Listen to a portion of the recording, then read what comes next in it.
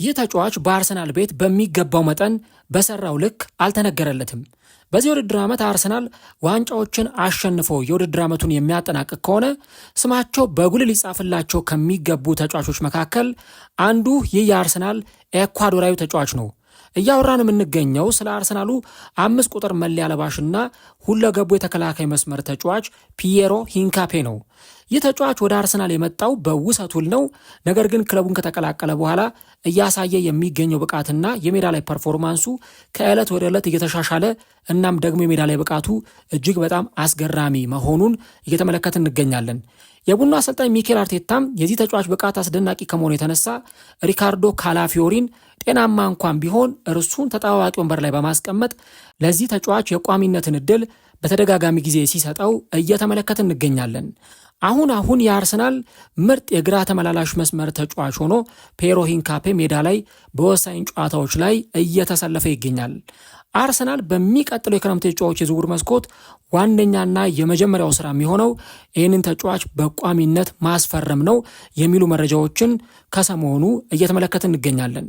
ፒየሮ ሂንካፔ በአርሰናል ምን አይነት ሚናን እየተወጣ ይገኛል? ተጫዋቹ ለአርሰናል ማሸነፍስ ምን አይነት ጉልህ አስተዋጽኦን እያበረከተ ነው? አርቴታስ ተጫዋቹ ላይ እምነት የጣለበት ተጫዋቹ በምን አይነት ብቃት ላይ ቢገኝ ነው? ምናልባትም በቀጣዮቹ ጨዋታዎችስ ላይ ተጫዋቹ በዚህ የከፍታ ብቃቱ ላይ ይገኝ ይሆን? እነዚህንና ሌሎች ጉዳዮችን እስከ ቪዲዮ መጨረሻ ድረስ ከኛ ጋር አብራችሁ ከቆያችሁ የምንነግራችሁ ይሆናል። ሰላም ጤና ይስጥልን። የተወደዳችሁና የተከበራችሁ ውድ የቻናላችን ተከታታዮች እንዴት ናችሁልን? እግዚአብሔር ይመስገን እኔ በጣም ደህና ነኝ። የምትገኙት አራዳ ሜዳ ኦፊሻል ዩቲዩብ ገጻችን ላይ ነው። እንደምንመለከተው ከሆነ በዩቲዩብ አናሊቲክሳችን ላይ የዩቲዩብ ቪዲዮአችንን የሚመለከቱ አብዛኞቹ ተመልካቾች ሰብስክራይብ ሳያደርጉ ነው። ስለዚህ ሁላችሁም ይህንን ፕሮግራም የምትከታተሉ አድማጭ ተመልካቾቻችን ብዙ ሺህ ሰዎች ጋር ፕሮግራማችን እንዲደርስ ቻናሉን ሰብስክራይብ በማድረግና የደውል ምልክቷን በመጫን የቻናላችን ቤተሰቦች እንድትሆኑ የአክብሮት ግብዣችን ነው። እንዲሁ ደግሞ ፕሮግራማችን ቫይራል እንዲወጣና ሌሎች ሰዎች ጋር ተደራሽ እንዲሆን የእናንተን በብዛት ላይክ ማድረግ እንፈልጋለን። እናም ፕሮግራም ቢያንስ በትንሹ 1000 ላይክ እንዲኖረው እንፈልጋለን። ስለዚህ ሁላችሁም ይህንን ፕሮግራም ለእናንተ 2 ሰከንድ ስራ ነው፣ ላይክ በማድረግ ጀምሩት። የአራዳ ሜዳ ኮሜንታተር ተስፋ ወርቅ ልዑል ሰገድ አብሬያችሁ ቆይታ አድርጋለሁ። ፈጣሪ ፈቅዶ በዚህኛው ፕሮግራማችን ላይ ዳግም ከእናንተ ጋር ተገናኝተናል። ነገር ግን አንድ ነገር አስቀድሜ ለመናገር እፈልጋለሁ። ከዚህ ቀደም በነበሩኝ ቪዲዮዎች ላይ ደጋግሜ እንደነገርኳችሁ አዲስና ሁለተኛ የዩቲዩብ ቻናል ከፍቻለሁ። ይህ የዩቲዩብ ቻናል ቢሃይንድ ዘ ቬል ወይም ከመጋረጃ በስተጀርባ ይሰኛል። በዚህ ቻናል ላይ የእግር ኳስን ጨምሮ ምርጥ ያልተሰሙ ታሪኮችንና ዶክመንተሪዎችን ወደ እናንተ ማቀርብበት በቅርብ ቀናት የተከፈተ አዲስ ቻናል ነው። ስለዚህ የአራዳ ሜዳ አድማጮችና የኔ ተከታታዮች ቻናሉ 1000 ሰብስክራይበር እንዲገባና የዩቲዩብ መስፈርትን እንዲያሟላ እዚህ ታግ ላይ አስቀምጬላችኋለሁ። ሁላችሁም ቻናሉን እየገባችሁ ሰብስክራይብ በማድረግና የደወል ምልክቷን በመጫን የቻናላችን ቤተሰቦች እንድትሆኑ እንጋብዛለን። ይህንን ነገር ከተናገርኩበት ጊዜ አንስቶ ብዙ የአራዳ ሜዳ አድማጮች ይህንን ማስታወቂያ ሰምታችሁ ቻናሉን ሰብስክራይብ እያደረጋችሁ ነውና እናንተን ከማመስገን ውጪ ምንም ቃላት የለኝም። ይህንን ቻናል ሰብስክራይብ እያደረጋችሁ ድጋፋችሁን እያሳያችሁ ለምትገኙ አድማጮች በሙሉ እጅግ አድርጌ ከልብ አመሰግናለሁ። ምርጥ ዶክመንተሪዎችን ከፈለጋችሁ እዛኛው ቻናል ላይ እንገናኛለን ማለት ነው። በዚህኛው ፕሮግራማችን ክፍል ደግሞ ፒየሮ ሂንካፔን እንመለከታለን። የዚህ ፕሮግራም መነሻ የሆነኛ አንዱ ትልቁ ነገር እንግዲህ ቀደም ሲል ከጥቂት ሰዓታት በፊት የተመለከትኩት አንድ መረጃ ነበር። ይህ መረጃ ምን ይላል? አርሰናል በክረምቱ የተጫዋቾች የዝውውር መስኮት የመጀመሪያ ቀዳሚው ስራ የሚሆነው የፒየሮ ሂንካፔን ኮንትራት ማራዘም ወይም ደግሞ ቋሚ ማድረግ የአርሰናል ቋሚና የመጀመሪያው ትልቁ ስራው እንደሆነ ነው በርካቶች የተናገሩ የሚገኙት። እንደውም አንድሪያ ቤርታ የአርሰናሉ ስፖርቲንግ ዳይሬክተር ይህንን ተጫዋች በቋሚነት ለማስፈረም መሰራት ያለባቸውን ስራዎች እየሰራ እንደሚገኝና ባየር ሌቨርኩሰን ከተጫዋቹ የሚፈልገውን 45 ሚሊዮን ፓውንድ በመክፈል ተጫዋቹ በቋሚነት የግላቸው ማድረግ እንደሚፈልጉ ነው የወጡ ያሉ መረጃዎች የሚያሳዩት። አንድ የሚነሳው በጣም ትልቁ ነገር ተጫዋቹ ቋሚ መሆኑ የሚቀር አይነት አይመስልም። ምክንያቱም እንደምታውቁት ዳቪድ ራያም ከዓመታት በፊት ለአርሰናል ሲፈርም መጀመሪያ በውሰቱን ነበር የፈረመው። ከዛ በኋላ ነው በቋሚነት ዝውውሩ የተፈጸመው። እንግዲህ አርሰናል በርካታ ተጫዋቾችን አስፈርሞ 7 ተጫዋቾችን አስፈርሞ ከዛ በኋላ ሂንካፔን ሲያስፈርም የመጨረሻው 8ኛው ተጫዋች ነበርና አንዳንድ ህጎችን ላለመጣስ እንዲሁም ደግሞ የፋይናንሻል ፌር ፕሌይ ሰርክል ውስጥ የዛ የህጉ ጥሰት ውስጥ ላለመግባት ሲል አርሰናል በመጨረሻም የወሰነው ውሳኔ ነበር እና ያንን እንግዲህ በትክክል አድርጎ ፒየሮ ሂንካፔን ወደ ክለቡ እንዲመጣ አድርጎታል። አርቴታ ተጫዋቹን ሲያስፈርመው አንዱ ትልቁ ከዚህ ተጫዋች ይፈልግ የነበረው ነገር የተጫዋቹን ሁለገብነት ነው። ፒየሮ ሂንካፔ በተለይ ደግሞ በተከላካይ መስመር ላይ በፈለጋችሁት ቦታ ላይ ልታጫውቱት የምችሉት ተጫዋች ነው። ዘንድሮ ለምሳሌ ማጋሌሽ ኦር ሳሊባ በተጎዱባቸው ጊዜያት የሴንተር ባክ ወይም ደግሞ የመሃል ተከላካይ ሆኖ ሲጫወት ተመልክተነዋል። በዛ ቦታ ላይ በጣም ድንቅ ነበር የሜዳ ላይ ፐርፎርማንሱ። ሜዳ ላይ ሲጫወት የነበረበት መንገድ እጅግ በጣም አስገራሚ እንደነበር ተመልክተናል። የግራ መስመር ተከላካይ ደግሞ አድርጎ አርቴታ እያጫወተው ይገኛል። ዋና ቦታው ደግሞ የግራ መስመር የተከላካይ ተጫዋቹ እና በዚህ ቦታ ላይ ደግሞ እየተጫወተ የሚገኘው ፒየሮ ሂንካፔ እጅግ በጣም ልዩ ጊዜን ነው እያሳለፈ የሚገኘው። የአርቴታ የዘንድሮ የመጀመሪያው ተመራጭ ተጫዋች ማን ነው ብለን ካነሳን ሪካርዶ ካላፊዮሪ ነው። ሪካርዶ ካላፊዮሪ የጣሊያናዊ ተጫዋች ወይም ደግሞ ቡልዶዘሩ በሚል ቅጽል ስም የሚጠራው ተጫዋች በመከላከሉ ረገድ የአርሰናልን መከላከል ስለታማ ወይም ደግሞ ጠጣር ማድረግ የሚችል እና ደግሞ ከሱ ትይዩ ለሚጫወቱ የግራ መስመር ተጫዋቾች ትሮሳርድም ይሰለፍ፣ ማርቲኔሊ አሊያም ደግሞ ማዱዌኬ ለእነዚህ ተጫዋቾች ለማጥቃት የተመቸ ድጋፍ ማድረግ የሚችል ተጫዋች በመሆኑ ምክንያት ሪካርዶ ካላፊዮሪ በጣም ተመራጩ ተጫዋች ነበር እና እንደውም አርቴታ ፒየሮ ሂንካፔን በመጀመሪያዎቹ ጥቂት ሳምንታት ጨዋታዎች ላይ ሜዳ ላይ እምብዛም ሲጠቀመው ስንመለከት አልነበረም። ምክንያቱም ቅድም እንዳልኳችሁ ሪካርዶ ካላፊዮሪ ለዚህ ተመራጩ ተጫዋች። በኋላ ላይ ግን የሪካርዶ ካላፊዮሪ በተደጋጋሚ ጊዜ መጎዳት፣ ከካላፊዮሪ ጉዳቶች በተጨማሪ ደግሞ የፒየሮ ሂንካፔ አሳማኝ ብቃት ለዚህ ተጫዋች በደንብ እድል እንዲሰጠው ሜዳ ላይ ያንን እድል በደንብ እንዲጠቀምበት እያደረገ ይገኛል። እንግዲህ አርቴታ ከካላፊዮሪ የማያገኘውን ነገር ደግሞ ፒየሮ ሂንካፔ በደንብ መስጠት ይችላል። ለምሳሌ ሪካርዶ ካላፊዮሪ በመከላከሉ ረገድ ጥሩ ነው። አንዳንድ ጊዜ ግን ኦቨርላፕ እያደረገ ሲወጣ ደግሞ ፊዚካሊቲውን ያጣል፣ አግሬሲቭ መሆኑን ሊያጣ ይችላል፣ ወይም ደግሞ ቦታውን ሊነጠቅ ይችላል።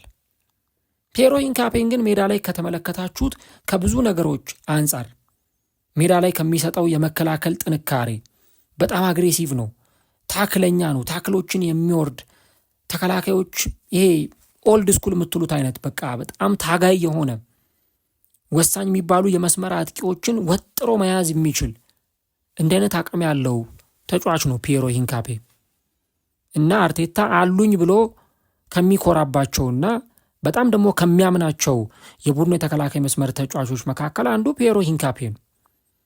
ስለ ፒየሮ ሂንካፔ ደግሞ ስናነሳ አንድ በጣም ማንሳትና መዘንጋት የሌለብን ትልቁ ነገር ተጫዋቹ የዋንጫ ማሸነፍ ታሪክ ያለው፣ ዋንጫ ማሸነፍ ማለት ምን ማለት እንደሆነ ሲዝን ላይ ረጅም ማራቶን በሆነ ፕሪሚየር ሊግ ላይ ዋንጫ ማሸነፍ፣ ሲዝንን በድል ማጠናቀቅ ምን ማለት እንደሆነ በደንብ የሚያውቅ የዛ ስነ ልቦና ያለው ተጫዋች ነው። በዚህ አርሰናል ስብስብ ውስጥ ዋንጫ ያሸነፉ ተጫዋቾች በጣም ጥቂት ናቸው።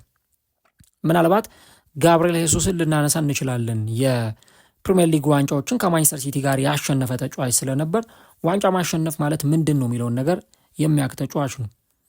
ራሳቸው የአርሰናል ተጫዋቾች ለምሳሌ እንደ ቡካዮ ሳካ አይነቶቹ የኤፍኤ ካፕ ዋንጫን ወይ ኮሚኒቲ ሺልድን አሸንፈው ያውቃሉ። ዴክላን ራይስ ደግሞ የኮንፈረንስ ሊግ ዋንጫን በአምበልነት አሸንፏል። እነዚህ አሁን የዋንጫ ሜንታሊቲ ያላቸው ወይም ዋንጫ የሚያውቁ ናቸው። ቪክተር ዮኬሬስ ደግሞ የፖርቱጋል ፕሪሚየር ሊጋን በማሸነፍ የሚታወቅ ተጫዋች።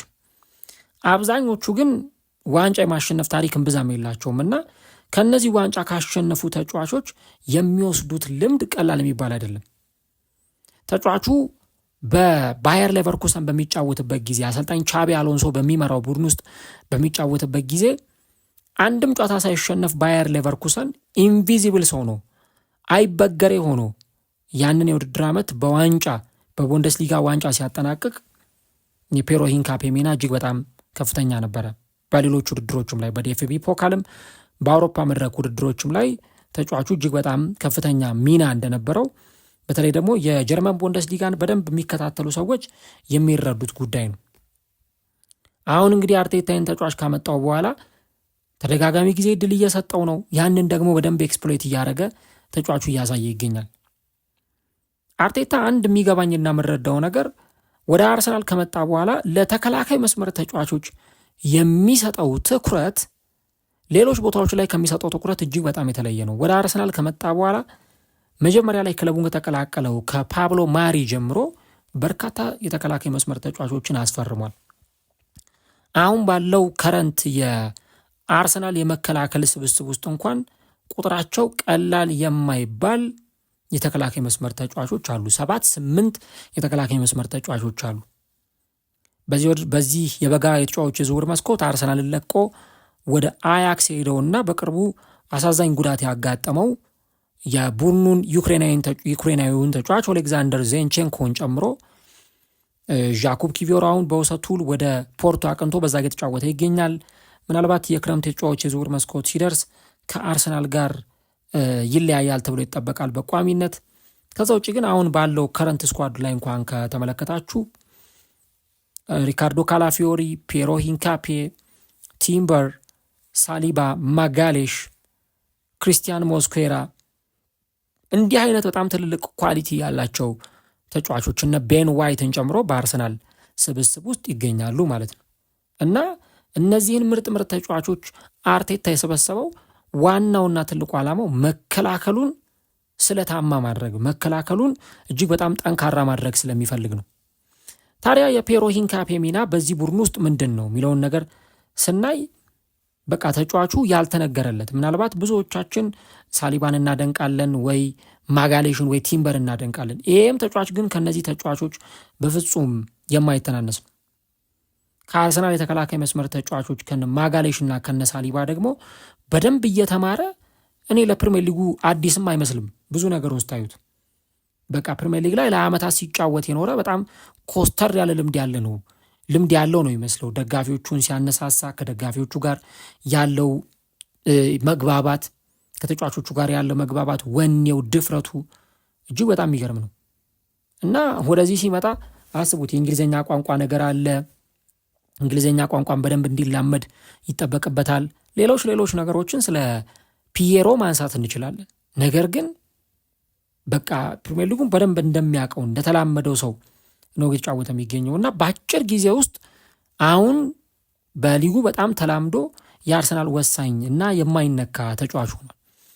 አሁን የአርሰናል ደጋፊዎችንም ራሱ አርቴታንም ከካላፊዮሪ እና ከፒየሮ ሂንካፔ ከሁለት አንዱ ምረጥ ብላችሁ ብታስመርጡት አይኑን ሁለቴ እንኳን ሳያስብ የሚመርጠው ፒየሮ ሂንካፔ ነው።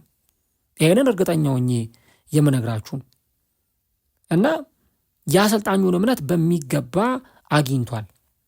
ተጫዋቹ እንግዲህ በምን አይነት መንገድ ነው የተሻሻለ የመጣው የሚለውን ነገር ስንመለከት ራሱ ፒየሮ ሂንካፔ በአንድ ቃለ መጠይቅ ላይ በዚህ ቡድን ውስጥ ምን አይነት አዳፕት እያደረገ እንደሆነ፣ ምን አይነት ነገሮችን አዳፕት እያደረገ እንደሆነ፣ ከቡድኑ ብዙ ነገሮችን እየተማረ እንዳለ ራሱ በአንደበቱ ተናግሯል። they are such brilliant teammates ሲል ነበር የተናገረው። ከአጠገቤ በጣም ምርጥ የሚባሉ የቡድን ጓደኞች አሉኝ። ከነዚህ ተጫዋቾች ብዙ ነገሮችን እየተማርኩ ነው። I am learning ሲል ነው የተናገረው እና እነዚህ ተጫዋቾች አብረው ለረጅም ጊዜ የተጫወቱ ናቸው እና በሚገርም ሁኔታ አድገዋል እና ከነዚህ ተጫዋቾች ጋር መጫወትና ስኬትን ለማግኘት ኢንጆይ ማድረግ፣ አብሮ መጫወት ለእኔ እጅግ በጣም ብዙ ትምህርት የማገኝበት ነው የሚል ሀሳብንም ጭምር ነበር የሰጠው። ተጫዋቹ እንግዲህ በውሰቱ ይህንን ክለብ ከተቀላቀለ በኋላ ወደዚህ ቡድን ሲመጣ ምናልባት በጣም ፕሩቭ ያደረጉ ደግሞ የተከላካይ መስመር ተጫዋቾች አርሰናል ውስጥ እንዳሉ ይታወቃል። አርቴታ ሲፈልግ ሌፍት ባክ፣ ተጫዋች ሲጎዳበት ደግሞ ሴንተር ባክ እያደረገ ድል በሰጠው ቁጥር ተጫዋቹ ያንን የተሰጠውን ኃላፊነት ሁሉ ኦፖርቹኒቲዎችን በአግባቡ የሚጠቀም ተጫዋች መሆኑን እያየን። እናም አሁን አርሰናሎች የተጫዋቹን ፐርፎርማንስ ብቃቱን ስለተመለከቱ ነው አረ ይሄን ልጅማ በፍጹም ሊያመልጠን አይገባም፣ በቃ ቶሎ ብለን በቋሚነት ማስፈረም አለብን፣ ሳያመልጠን በቋሚነት ማስፈረም አለብን ብለው እና አንድሪያ ቤርታ እና አርቴታ አሁን እየተሯሯጡ የሚገኙት በዚህ ምክንያት ነው። እና ባለፈው በሰሜን ለንደን ደርቢ ጨዋታ ላይ ከተመለከታችሁት የሜዳ ላይ ፐርፎርማንሱ አላስገረማችሁም? ሂንካፔ ካላፊዮሪን በቃ ሙሉ በሙሉ አስረስቷል። እንደውም አሁን አንዳንድ መረጃዎች ምንድን ነው የሚሉት አርሰናል በቃ ሪካርዶ ካላፊዮሪን የመልቀቅ አንዳንድ ሀሳቦች አሉት። ለምን ተጫዋቹ የኢንጁሪ ቪክቲም የሆነ ተጫዋች ነው። በቃ በጣም ጉዳት የሚደጋገምበት ጉዳት ቶሎ ቶሎ የሚያጠቃው ተጫዋች ነው። ስለዚህ አርቴታ እንግዲህ ይሄ ከሩመር ያላለፈ ነገር ሊሆን ይችላል፣ ዝም ብሎ ጎሲፕ ወይም ጭምጭምታ ነገር ሊሆን ይችላል። ግን የሚወጡት መረጃዎች እንደሚያሳዩት ከሆነ ተጫዋቹ በዚህ ጉዳት መጠን የሚቀጥል ከሆነ አሁን ዘንድሮ እንግዲህ ሲጎዳ ለስንተኛው ጊዜ ነው? አሁን 3ኛ ጊዜው ምናምን ባለሳሳት ከጣሊያን ብሔራዊ ቡድን ጋር ልምምድ ላይ እያለ ተጎዳ ተባለ። የሆነ ወቅት ላይም እንደዚሁ ተጎድቶ ነበር። አሁን ባለፈው ደግሞ እንደዚሁ ጨዋታ ከመጀመሩ በፊት እያሟሟቀ እያለ ተጎዳ ተብሎ በኤፍኤ ካፕ ጨዋታ ላይ ይመስለኛል እንደዚሁ ከዛ በኋላ ተጎድቶ እንደነበር ይታወሳል። ስለዚህ አሁን አርቴታ ይህንም ቦታ ሊሸፍን የሚችለው በዚህ ጥሩ ልምድ ባለው ኤኳዶራዊ ተጫዋች ነው ማለት ነው። ምክንያቱም ተጫዋቹ በደንብ ፊት የማይሆን ከሆነ በአካል ብቃት ረገድ በጉዳት ምክንያት በጨዋታዎች ላይ ዝግጁ የማይሆን ከሆነ ያው ቦታውን መነጠቁ አይቀርም እና ተጫዋቹ ደግሞ በጣም ጥሩ ሜንታሊቲ ያለው ብዙ ጊዜ በጉዳት ረገድ ስሙን የማታነሱት አይነት ተጫዋች ነው ፒየሮ ሂንካፔ። ያንን ኢነርጂ ያንን ደግሞ ለቡድኑ ያለውን ነገር በደንብ ሜዳ ላይ እየሰጠ ነው የሚገኙ እና ደጋፊዎችም አሁን በዚህ ልጅ በጣም ደስተኛ በመሆናቸው ያንን ነገር በተመቸ ሁኔታ እያደረጉት ነው። ባለፈው ከወልቭስ ጋር በተደረገው ጨዋታ ላይ ያስቆጠረውን ጎል ተመልክታችኋል። መስመሩን የጠበቀበት ኳሱን ሲደርሰው ያንን ኳስ ኮንትሮል ያደረገበት ኳሱ እንዲቆጠር ደግሞ የራሱን ጥረት ያደረገበት ሁኔታ እጅግ በጣም ጥሩ እንደነበረ ተመልክተናል። እንግዲህ በአርሰናል ቤት ዘንድሮ አንድ የተመለከትነው ለውጥ የቀድሞ የማንቸስተር ዩናይትድ አርጀንቲናዊው ተከላካይ ጋብሪኤል ሄንዚ ወደ አርሰናል የኮቺንግ ስታፍ ከመጣ በኋላ የአርሰናል መከላከል በጣም ተሻሽሎ እንደነበር ተመልክተናል። በተለይ በመጀመሪያዎቹ ሳምንታት ላይ በጣም የአርሰናል መከላከል ጥብቅ እንደነበር አይተናል። በኋላ ላይ ነው የአርሰናል መከላከል እየወረደ አርሰናል በየጨዋታዎቹ ላይ ጎሎችን ኮንሲድ እያደረገ እየተመለከትን የምንገኘው እና አሁን የጋብሪኤል ሄንዚ ወደዚህ ቡድን ውስጥ መምጣት ደግሞ ይህንን ተጫዋችን በደንብ ያሻሻለ መሆኑን ሌሎች የተከላካይ መስመር ተጫዋቾችንም በደንብ እያሻሻለ ነው። ፒየሮ ሂንካፔ በአርሰናል ታሪክ የመጀመሪያው ኤኳዶራዊ ዜግነት ያለው ተጫዋች ነው እና በአርሰናል በጣም ታሪካዊ የሚባል ተጫዋችም ጭምር ያደርገዋል እና እሱም ለመላመድ ብዙ ጊዜ እንዳልፈጀበት ከአርሰናል ዌብሳይት ጋር ባደረገው ቃለ መጠይቅ ላይ ተናግሯል። ህይወት በአርሰናል እንዴት ነው? ምን ይመስላል? የሚል ጥያቄ ሲቀርብለት I have settled in really well ብሎ ነው የተናገረው። በቃ በጣም በአርሰናል ህይወት ተመችቶኝ በጥሩ ሁኔታ ነው እየኖርኩ ያለሁት የሚል ሀሳብም ጭምር ነው ያነሳውና የቡድን ጓደኞቹ ጥግረስ ፕሮፌሽናል መሆናቸው ክለብ ውስጥ ያለው ኤንቫይሮንመንት ተጫዋቹን በቀላሉ እንዲላመድ እንዳደረገው ፒየሮ ሂንካፔ ይናገራል። አሁን ለአርሰናል የሚሰጠው ቅድም ያልኳችሁ ይሄ ሶሊዲቲው ጥንካሬው ሌሎች ተጫዋቾችን የሚያግዝበት መንገድ ቀጣይ አርሰናል በተከታታይ በሚያደርጋቸው ወሳኝ ጨዋታዎች ቀጣይ በሚደረገው በቼልሲው ጨዋታ በሌሎች ጨዋታዎችም ላይ ለፒየሮ ሂንካፔ በደንብ እድሎችን እንዲሰጠውና ለዚህ ተጫዋች ቋሚ እንዲሆን ሁልጊዜም እድል የሚያመቻችለት አሰልጣኝ እንዳለ ያለ ጥርጥር መናገር ይቻላል። ለምሳሌ የሚወርዳቸው ታክሎች፣ የሚያቀብላቸው ኳሶች፣ ረጃጅም ኳሶቹ ከዛ ደግሞ በሜንታሊቲ ረገድ ራሱ አሁን ሜዳ ላይ ያለውን ነገር ስትመለከቱት ከተቃራኒ ተጫዋቾች ጋር ምናምን በፍጹም አዲስ ተጫዋች አይመስልም። ግን ደግሞ ግዙፍ ነው። ስታዩትም በጣም ሰፋ ያለ ገዘፍ ያለ በፊዚካሊቲ ረገድ ደግሞ በጣም ጠንካራ ያንን ደግሞ በደንብ ማድረግ የሚችል አቅም ያለውና ሌሎች ተጫዋቾችን ማገዝ የሚችል ተጫዋች። ስለዚህ አርቴታም ይህንን ተጫዋች ይመርጣል ካለው የጥንቃቄ ምርጫ አንጻር ጥንቃቄን በደንብ የሚመርጥ ተጫዋች ከመሆኑ አኳያ ያን ነገር በደንብ የሚያደርግ ተጫዋች መሆኑን እንመለከታለን። ስታቶቹንም ብትመለከቱ እነዚህ ስታቶች በደንብ የተጫዋቹን አጠቃላይ ነገር በደንብ ግልጽ አድርገው የሚያሳዩ ናቸው። ለምሳሌ የአየር ላይ ኳሶችን ገጭቶ ለማስቆጠር ሲሞክር ታዩታላችሁ። ምንም እንኳን እስካሁን ድረስ ተሳክቶለት እነዛን ነገሮች ማድረግ ባይችል እንኳን ኳሶችን ለመግጨት እዛ የፍጹም ቅጣት ምት ግብ ክልል ውስጥ የሆነ አይነት ተጽዕኖ ለመፍጠር ፔሮ ሂንካፔ በሴት ፒስ ረገድ ኒኮላይ ዮቨር ለሚመራው የሴት ፒስ ቡድን በኒኮላይ ዮቨር እየተመራ የቆሙ ኳሶችን ለመጠቀም ጥረት ለሚያደርገው አርሰናል የሚሰጠው አገልግሎት እጅግ በጣም ከፍተኛ መሆኑን ታያላችሁ። በዛ ላይ ብዙ ጊዜ ለካርድ ተጋላጭ ሆኖ አትመለከቱትም ወይ ደግሞ በተደጋጋሚ ጊዜ ይሄ ቀይ ካርድ ምናምን ኢቭን እኔ እስካሁን ቀይ ካርድ ሲመለከት ወይ የሆነ ነገር ብዙ አስተውዬ አላቅም። እንግዲህ ዘንድሮ አሁን 18 ጨዋታዎችን በፕሪሚየር ሊጉ አድርጓል። አሲስት አለው፣ ጎል አለው። እስካሁን ድረስ ራሱ ባለሳሳት 2 ቢጫ ካርድ ብቻ ነው የተመለከተው። ያ ማለት ተጫዋቹ ዌል ዲሲፕሊንድ ነው ማለት ነው። በጣም ዲሲፕሊንድ ሆኖ ነው የሚጫወተው። በካራቦ ካፕ 2 እንዲሁ ደግሞ በቻምፒየንስ ሊግ 4 ጨዋታዎች ላይ ተሰልፎ ተጫውቷል። በአጠቃላይ 24 ጨዋታዎች ላይ ተጫዋቹ መሰለፉን የሚወጡት መረጃዎች ያሳያሉ።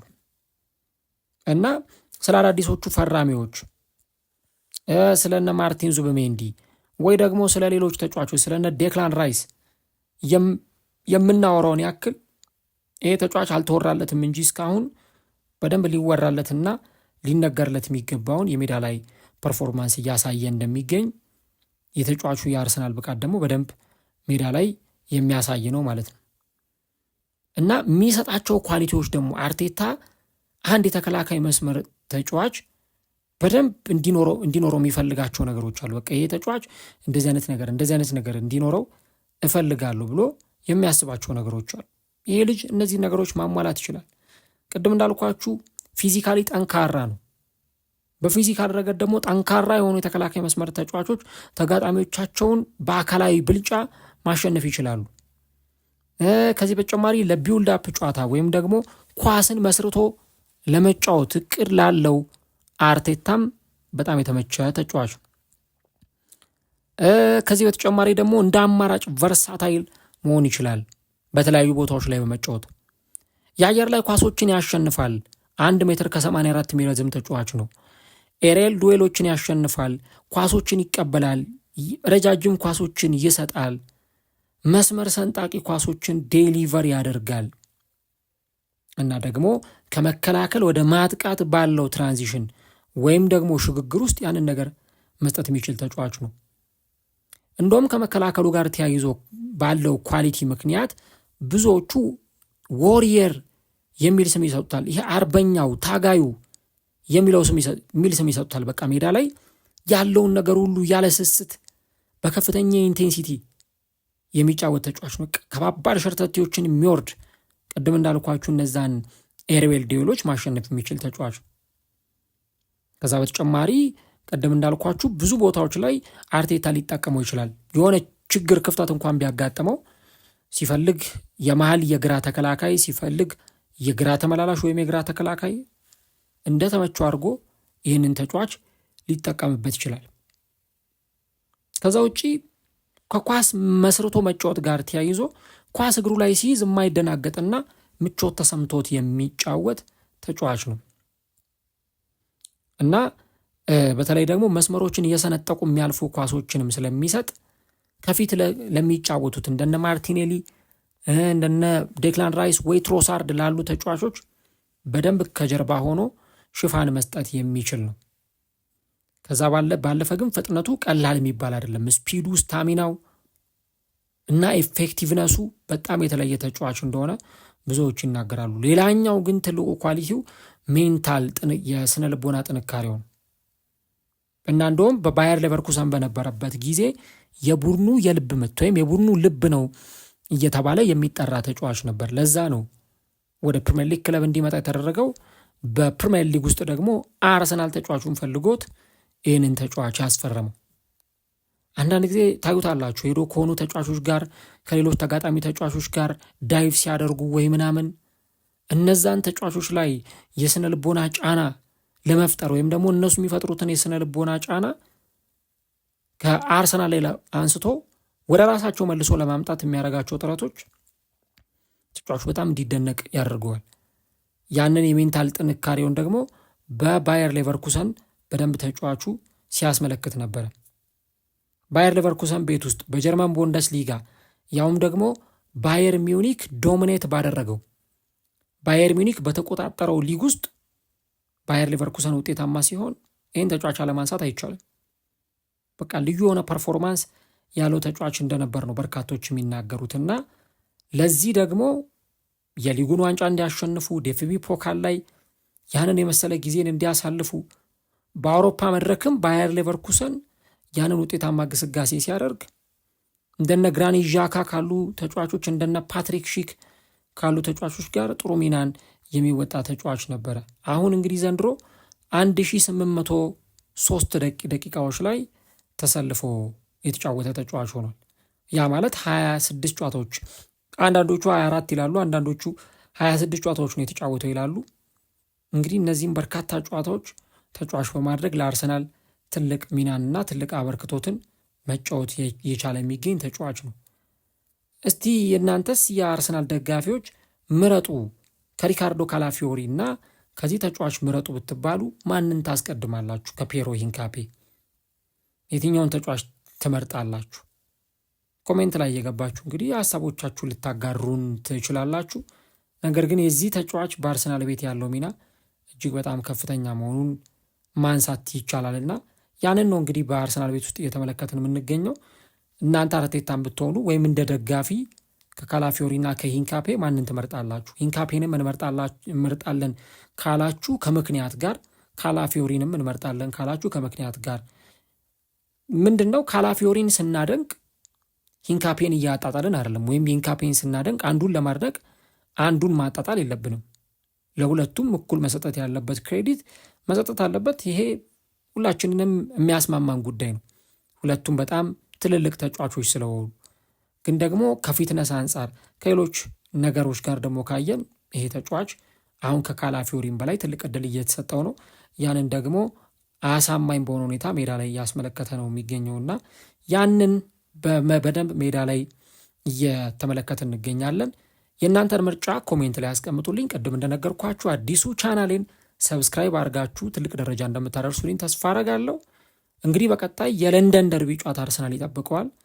በዚህም ጨዋታ ላይ በቋሚነት ይጀምራል ብዬ እንደራሴ የምጠብቀው ይህ ኢኳዶራዊው 5 ቁጥር መለያ ለባሹ ታጋዩ ዎሪየሩ ሜዳ ላይ ያለውን ያለስስት የሚሰጠው ኢኳዶራዊው የተከላካይ መስመር ተጫዋች ፒየሮ ሂንካፔ ነው ማለት ነው።